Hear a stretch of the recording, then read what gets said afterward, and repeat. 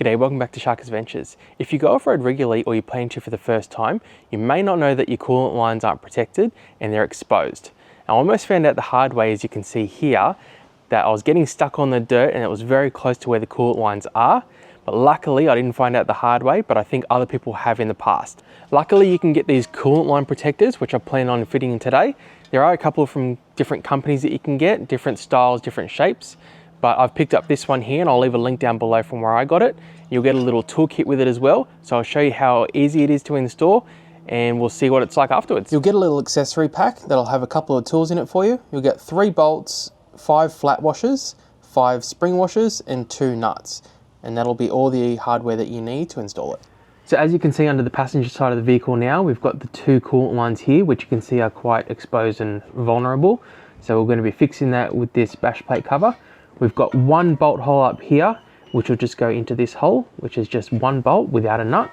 And then the other 2 for down here, they'll go into these 2 holes here with a bolt and 2 nuts on either side. And this is your factory lifting point as well that you'll still be able to use because it goes hard up with the bottom of the metal here as well. All right, so we'll get this fitted. You might have to give it a little bit of a tap because some of that underbody protection that they use can be a little tight. So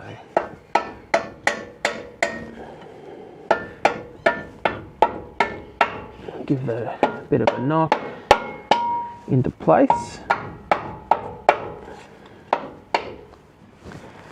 Then we'll put each bowl in just loosely for now. Make sure they're all lined up correctly.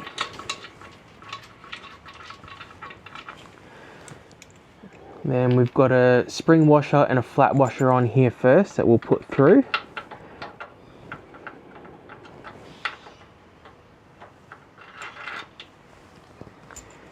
Same with the other one. And we'll do the same on the other side. So we'll go off spring washer,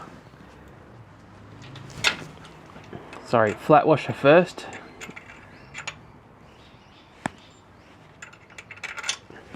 Then the spring washer,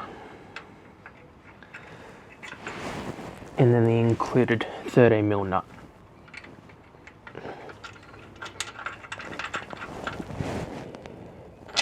Same with the other one, flat first, spring washer, and then the nut.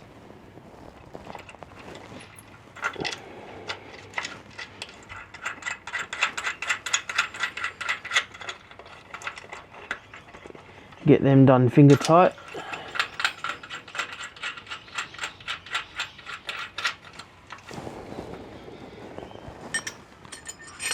You do have the supplied tools if you need to use them, but ain't nobody got time for that. So we'll just use this to hold on the back. And then I've got my impact with a 13mm socket on it, which we'll use for the front here. Then a 13mm.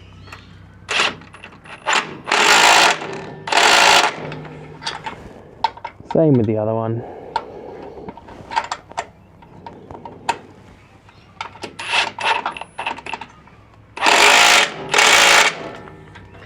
And then we'll just tighten this front one up as well, which is a 13.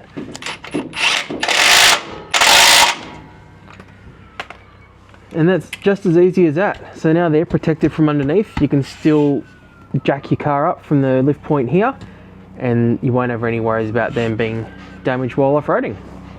Thanks for watching. See you in the next one.